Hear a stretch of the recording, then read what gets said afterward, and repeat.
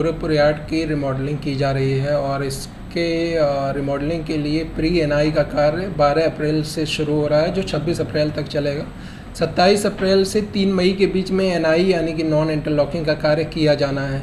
इस दौरान जो गोरखपुर रेलवे स्टेशन और कैंट के बीच में तीसरी लाइन का कार्य भी किया जाना है। तीसरी लाइन का कनेक्शन हो जाएगा गोरखपुर कैंट के साथ ही साथ जो डोमिनगढ़ में तीसरी लाइन जानी है उसके लिए प्रोविज़न करना और नकहा जंगल के लिए एक दूसरी लाइन जाती है उसका प्रोविज़न करना, प्लस जो ऑपरेशन संबंधी जो ट्रेनों का परिचालन यार्ड में होता है उसमें कई सुधार इस दौरान किए जा रहे हैं। इसमें जो यार्ड की इंटरलॉकिंग है, रूट रिले इंटरलॉकिंग, आपने देखा होगा एक बड़ा सा पैनल लगा हुआ है जिसके माध्यम से रूट सेट होता है। इसको चेंज करके आधुनिक प्रणाली जो इलेक्ट्रॉनिक इंटरलॉकिंग जिसको कहते हैं वो कार्य किया जा रहा है, जिससे कि यार्ड की डिजिटल इंटरलॉकिंग हो सके। और इसमें पैनल की जगह अब एलईडी स्क्रीन लग जाएगा और माउस के क्लिक से ही रूट सेट हो जाएगा। आप रूट सेट करने के लिए आपको जो बटन दबाना पड़ता था पहले, वो नहीं करना पड़ेगा। मानवीय जो त्रुटियां होती हैं उसकी संभावना घट जाएगी, फेलियर का जल्दी रेक्टिफिकेशन हो जाएगा,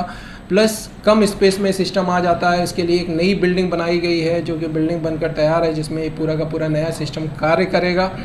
और इस कार्य के होने से इसका एडिशनल अल्ट्रेशन अगर इसमें कुछ किया जाना है यार्ड में तो वो करना फ्यूचर में आसान रहेगा। साथ ही साथ जो यार्ड में ट्रेनों का संचालन है वो और फास्ट हो सकेगा। तो ये सभी इसके फ़ायदे हैं जो होंगे, जिसका लाभ यात्रियों को मिलेगा। अब इस दौरान ऑब्वियसली चूँकि एक बहुत बड़ा कार्य हो रहा है, बहुत समय से इसमें कार्य चल रहा था, अब जाके इसकी पूरी रिमॉडलिंग का जो प्री एनआई और एनआई किया जाना है। 12 अप्रैल से लेकर 3 मई तक ट्रेनें भी प्रभावित रह रही हैं, लेकिन अलग अलग डेट्स में अलग अलग ट्रेनें हैं। जैसे अगर 12 अप्रैल की बात करें तो 8 ट्रेनें निरस्त हो रही हैं, तो अलग अलग तारीख़ों में ये ट्रेनें प्रभावित हैं। लेकिन इसकी सूचना बहुत पहले ही रेलवे ने जारी कर दी थी और फरवरी में ही हम लोगों ने इसको डाल दिया था, जिसकी वजह से रिजर्वेशन हो ही ना, जिसे कैंसिलेशन वाली वो स्थिति नहीं है अभी करंट में।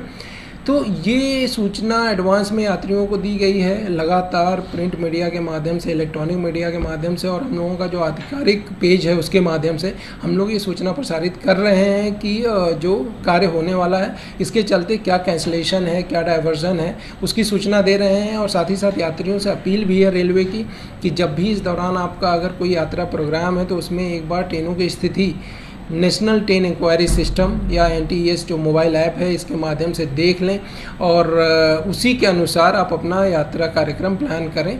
अलग अलग तिथियों में जो ट्रेनों का चेंजेज है, चाहे वो डाइवर्सन का है चाहे वो कैंसिलेशन का है, उसकी पूरा डिटेल विवरण उसको रेगुलर इंटरवल पे जारी किया जा रहा है और लगातार यात्रियों को इसके बारे में सूचित भी किया जा रहा है। बहुत ही बड़ा कार्य है, बहुत इंपॉर्टेंट कार्य है। इसके होने के बाद से जो गोरखपुर कैंट को सैटेलाइट स्टेशन के तौर पर डेवलप किया जा रहा है उसका भी फ़ायदा मिलेगा कैंट स्टेशन को, क्योंकि अब 3 लाइनें हो जाएंगी तो जो एडिशनल टाइम में ट्रेनें खड़ी रहती थी उनका विलंबन कम होगा और ओवरऑल जो गोरखपुर में बहुत ज़्यादा संख्या में जो यात्री आते हैं उनको इसका लाभ मिलेगा।